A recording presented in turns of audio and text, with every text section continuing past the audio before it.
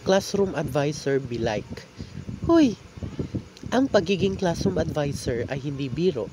Tulad ng nakikita ninyo sa video, ako ay gumagawa or sumusulat sa SF10 o tinatawag nating Form 137. Bilang isang guro, marami tayong tungkulin na dapat gampanan para sa ating mga estudyante. Minsan, nakakaranas din tayo ng stress dahil sa dami ng mga papeles na kailangan nating tapusin. Ngunit kahit kailan, hindi tayo nagrereklamo. Hindi ba?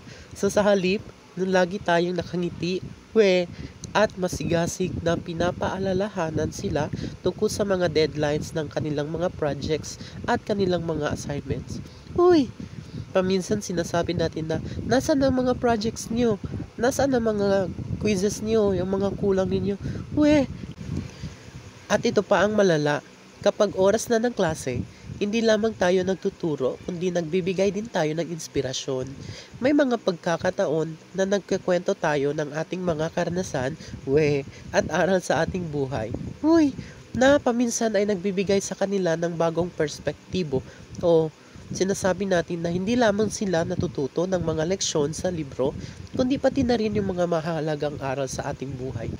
Sa kabila ng lahat ng ating mga responsibilidad, nagsisilbi tayong halimbawa ng dedikasyon at pagmamahal sa ating trabaho na bilang isang classroom advisor. Tayo ang nagsisilbing gabay at tayo din ang nagsisilbing inspirasyon sa ating mga estudyante.